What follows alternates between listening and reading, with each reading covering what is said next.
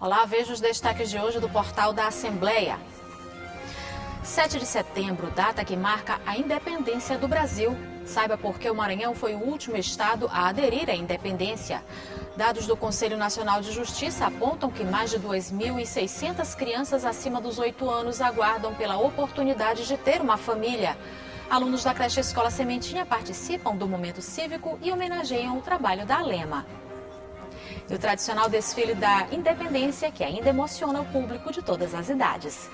É agora no portal da Assembleia.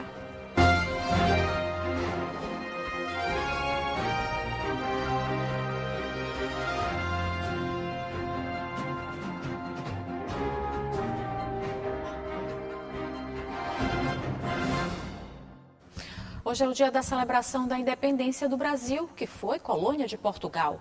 No século XIX, a relação entre Maranhão e Portugal foi determinante para que o Estado tenha sido o último a aderir à independência. Para entender melhor como e por que o Maranhão demorou praticamente um ano para reconhecer a independência brasileira, você vai ver agora na reportagem de Joelson Braga.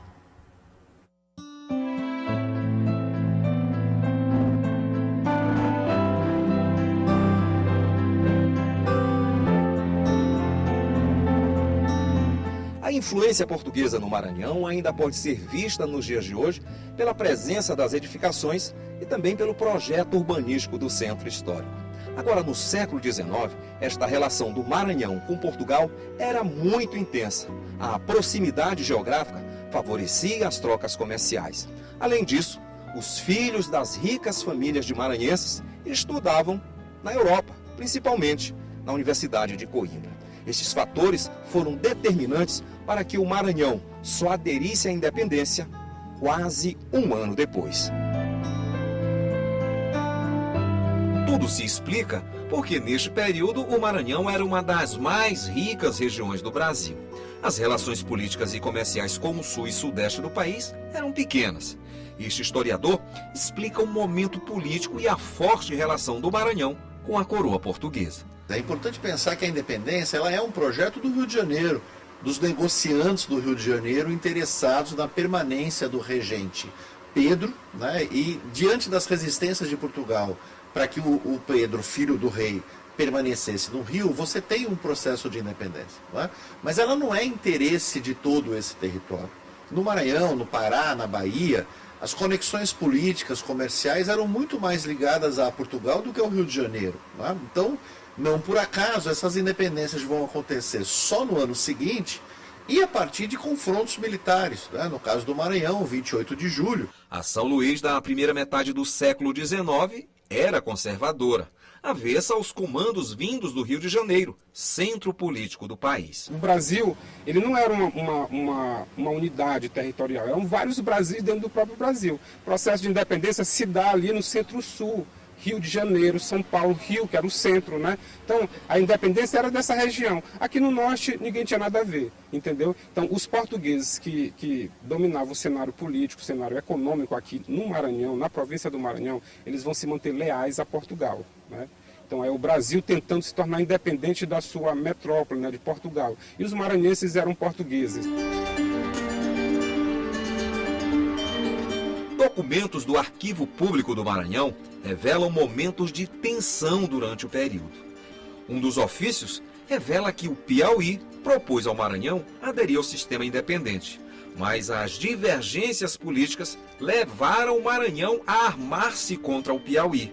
E no interior do estado, vários conflitos ocorriam. Cidades eram tomadas e São Luís sofria bloqueios internos e estava sufocada até com falta de suprimentos. Mas a cartada final para a adesão à independência foi a chegada do navegante escocês Lord Cochrane, que ameaçava bombardear a ilha. Quando Cochrane chega aqui em 26 de julho, há uma situação já, eu diria, de esgotamento das forças portuguesas aqui, já concentradas apenas na capital e em Caxias. E o que ele faz, basicamente, é oficializar esse ato no dia 28 e depois tomar as principais medidas de reorganização política desse novo Estado. Vai confiscar uma série de navios e de produtos pertencentes àqueles que eram identificados como portugueses, vai depor a antiga junta de governo e organizar a eleição de outra. Então ele tem um papel decisivo, importante, já numa fase bastante adiantada do processo. Diante da falta de apoio militar vindo de Portugal, a província foi obrigada a aderir à independência em 28 de julho de 1823. Eu fui encontrar com esta professora do Departamento de História da Universidade Federal do Maranhão na Rua Portugal, no Centro Histórico de São Luís. A rua leva este nome porque era habitada em sua maioria por comerciantes portugueses no século XIX. Ela explica o que ocorreu após a adesão. Esse é um momento, né, que se chama a Era das Revoluções. Elas estavam acontecendo no mundo todo, né? Na Europa, na América Espanhola, e a América Portuguesa também estava em convulsão. Essas convulsões chamam as guerras de independência. Ela vai gerar uma instabilidade política no Maranhão que vai desembocar em vários movimentos com armas, com combatentes, né? Com guerra de guerrilhas, mortes, né? E que vai desembocar na Balaiada, que foi um movimento social de grande monta ocorrido em 1838. Ela me conta ainda que o 28 de julho de 1823 foi mais simbólico e que a independência de fato nunca ocorreu por completo. Não houve realmente uma mudança de estrutura social. A escravidão ainda continuou, né? E esse é o momento de você fazer reflexões, né? De você pensar sobre democracia, sobre uma verdadeira libertação, né? Mas a data que marca a adesão do Maranhão à independência do Brasil, devido à sua relevância histórica, sempre é lembrada pelos maranhenses. E inclusive motivou a Lei 2.457, de 1964, que criou o feriado em todo o estado. É um momento para refletir sobre a importância da luta dos maranhenses, que sonhavam com uma pátria e queriam um país para chamar de seu.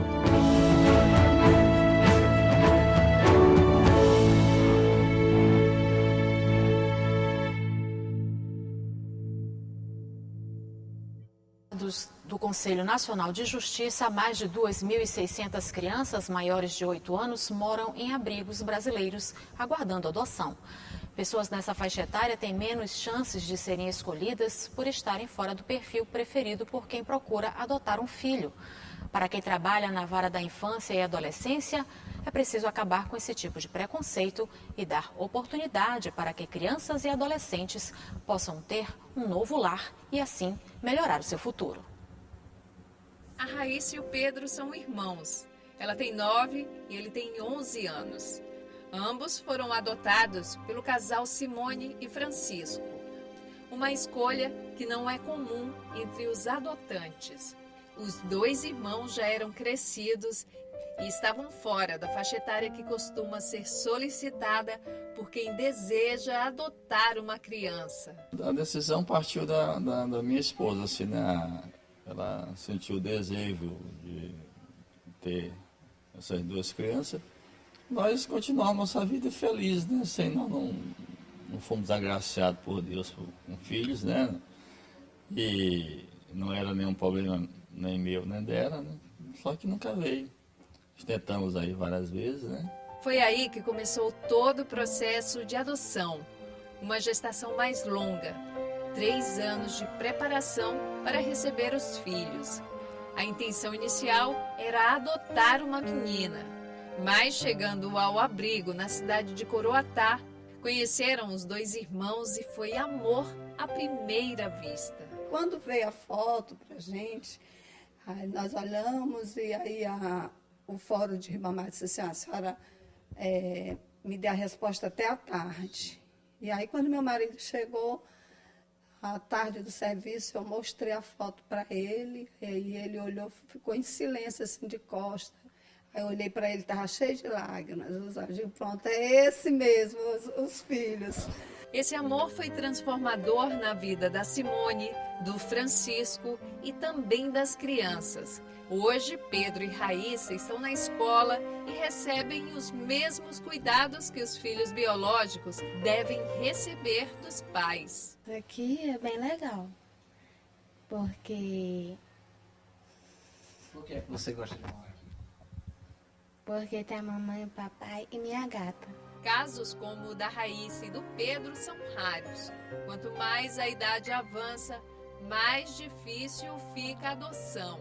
Dados do Conselho Nacional de Justiça mostram que 34 mil crianças e adolescentes estão disponíveis para adoção e vivem em abrigos. Mais de 2.600 crianças têm 8 anos de idade ou mais. 742 adolescentes com mais de 16 anos estão à espera de uma nova família. A psicóloga da Vara de Infância e Juventude de São Luís, Januária Aires, explica que existe muito preconceito em torno da adoção de crianças crescidas.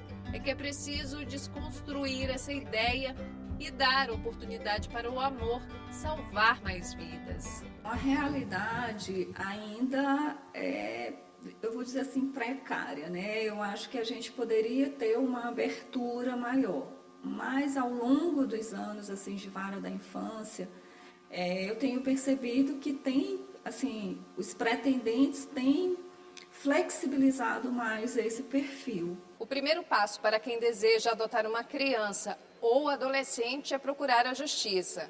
Aqui em São Luís, é a equipe da Vara da Infância e da Juventude que orienta os futuros papais e mamães em todo o processo. Esse pretendente que ele pode ser casal, ele pode ser solteiro, né? Ele pode ser uma única pessoa, né? Um homem, uma mulher, pode ser o casal, homossexual, heterossexual. Ele tem que entrar com uma documentação, né? Ele tem que se dirigir à Vara da Infância, né? Para pegar essas orientações. A gente vai disponibilizar para eles uma lista de documentos. Nesse primeiro momento, ele não precisa de um advogado, ele mesmo, né, o pretendente ou o casal mesmo pode entrar diretamente com esse processo. O processo para se habilitar, para entrar na fila para a adoção.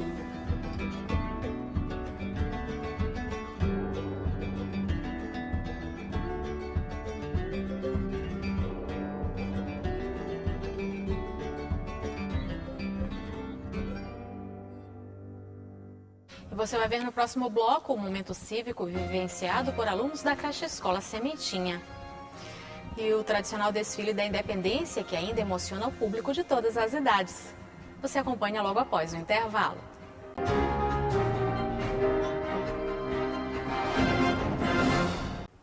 As crianças da creche Escola Sementinha, mantida pelo GEDEMA, grupo de esposas dos deputados, participaram de um desfile da Independência organizado pelo corpo docente. Eles homenagearam a Assembleia Legislativa, que teve todos os setores representados no momento cívico.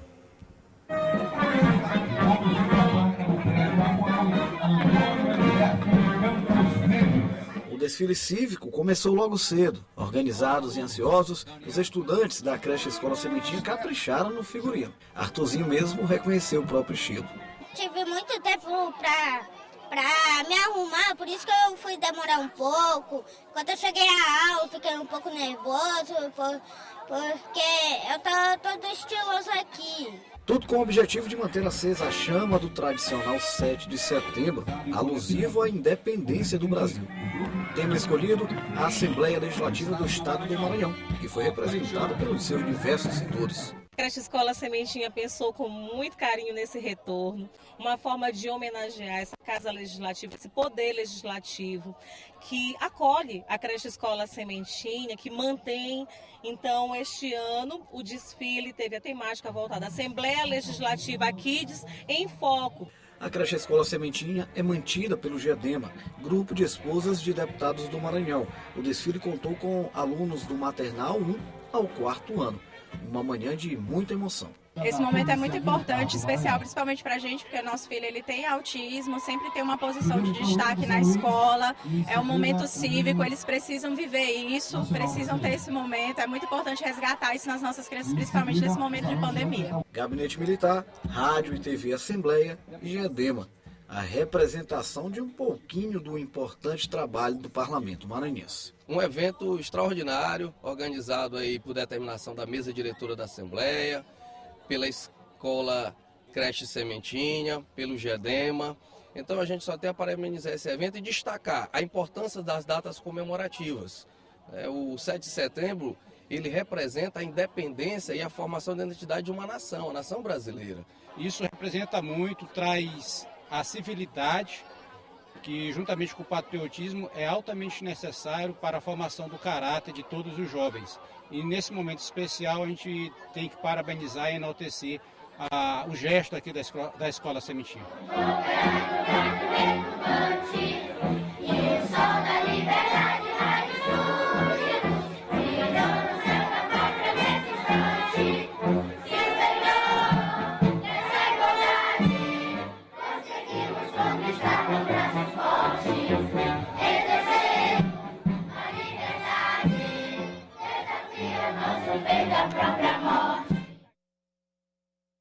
E na Avenida Vitorino Freire, em São Luís, o público de todas as idades acordou cedo para acompanhar o tradicional desfile de 7 de setembro.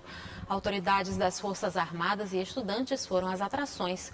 O desfile também foi marcado por protestos. O público se preparou para acompanhar o tradicional desfile no canteiro central da Avenida Vitorino Freire. Jovens, crianças e adultos de todas as idades. É um dia muito importante para a nossa vida, para todos nós, né? Estamos aqui pela nossa nação brasileira, viu? Temos com toda alegria, com todo amor, e nós estamos aqui desfilando antes que o desfile comece. O 7 de setembro é uma das datas comemorativas mais importantes do país, justamente por abrigar os acontecimentos que marcaram a nossa história.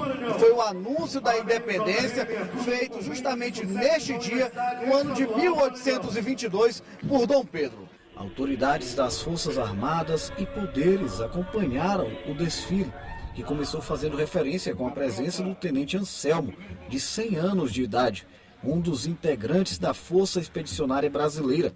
No público, pais e mães estavam ansiosos para o desfile, que também contou com a participação de estudantes de escolas militares. É um momento especial na minha vida, na vida da minha família, na vida do meu filho. Não moro aqui, para mim é uma lembrança de criança, e hoje eu vim prestigiar o meu sobrinho. Fazem alguns anos que eu estou fora do estado e estou muito feliz. Mais antiga Força Armada Brasileira, a Marinha, que atua em defesa da nação desde o período colonial, deu sequência ao desfile, seguida pelos pelotões do Exército, da Aeronáutica, do Corpo de Bombeiros Militares e da Polícia Militar do Maranhão. A manhã também foi marcada por protestos no local do desfile. Profissionais de enfermagem reivindicaram a efetividade do piso salarial nacional aprovado em Brasília. E o portal fica por aqui. Para rever as reportagens de hoje, acesse o site al.ma.leg.br/tv. A gente volta a se encontrar amanhã. Até lá!